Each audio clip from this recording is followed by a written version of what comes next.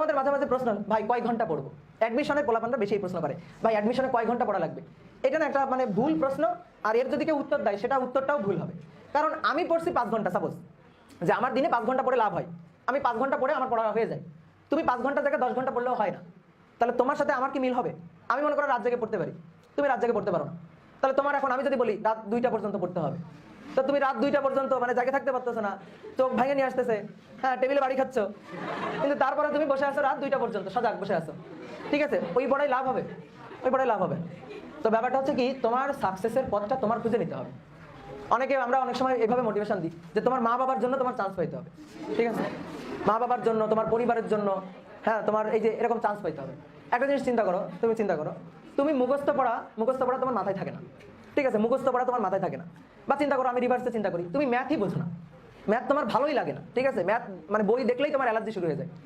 তাহলে এখন আমি যদি তোমার জোর করে ইঞ্জিনিয়ারিংয়ে ঢুকাই দিই, ঠিক আছে, জোর করে পরিবারের চাপে, সমাজের চাপে মুখ রাখতে হবে, চান্স পাইতে হবে, না হলে মা বাবা কিভাবে মুখ দেখা হবে, এই যে এত এত কিছু কন্ডিশন দিয়ে তোমার আমি জোর করে দিলাম ইঞ্জিনিয়ারিং এর মধ্যে ঢুকায়া, তোমার ওই 5টা বছর জাহান্নাম হয়ে যাবে।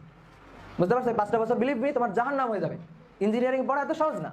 ইভেন আমি যদি মেডিকেলের কথা চিন্তা করি, তোমার মুখস্থ পড়া মাথায় থাকে না, তুমি মুখস্থ তোমার ভালোই লাগে না, তোমার বায়োলজির বই দেখলে তোমার অ্যালার্জি শুরু হয়। তোমার এখন মা বাবা চাইছে আমার ডাক্তার হইতে হবে, আমি ডাক্তার হওয়ার জন্য পড়াশোনা শুরু করলাম, কোনো মতে চান্স পাই গেলাম, পাই যাওয়ার পরে কি হবে? ওই 5টা বছর তোমার জন্য জাহান্নাম হবে, তুমি ওই জায়গায় আনন্দটাই পাচ্ছ না। ঠিক আছে, মানে আমি আমার কথা বলি, আমার না ইংলিশ সাবজেক্টটা দেখলে ভয় শুরু হয়ে যেত। আমি ইংলিশ এত দুর্বল ছিলাম, বা এখনো আছি, দুর্বল আছি। তো ইংলিশ আমি ওইভাবে পড়তে পারি না, বা ইংলিশ আমার ভালো লাগে না।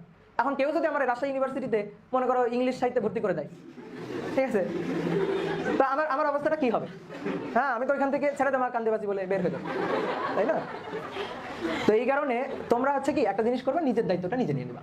যে আমার দায়িত্বটা এই যে আমি এখন নিয়ে নিছি, এখন তোমার দায়িত্ব তুমি নিয়ে তুমি গোল্লাই যাবা নাকি তুমি ভালো পথে যাবে, এটা তোমার ব্যাপার। ওইখানে তোমার মা বাবাও ইন্টারফেয়ার করবে না, তোমার প্রাইভেট টিউটর বা তোমার কোনো বড় ভাই ইন্টারফেয়ার করবে না। বুঝতে পারছো ব্যাপারটা? নিজের দায়িত্বটা নিজে নিতে হবে। তোমরা নিজের দায়িত্বটা নিজেই নিতে পারো না, এই কারণে লাইফে গেইন করতে পারো না।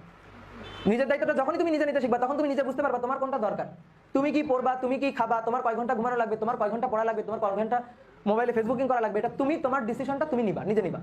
ঠিক আছে, এখন এই ডিসিশন নিয়ে যদি তুমি গোল্লায় যাও তাহলে তো গোল্লায় গেলাই, আর যদি ভালো পথে যাও তাহলে ভালো পথে আসবা। কিন্তু ঠেলে গুতায় মেরে ধরে তোমাকে কেউ ভালো পথে আনতে পারবে না, বা লাইফে একটা নির্দিষ্ট অবস্থানে পৌঁছে দিতে পারবে না। এইটা পুরাটাই তোমার উপর ডিপেন্ড করে।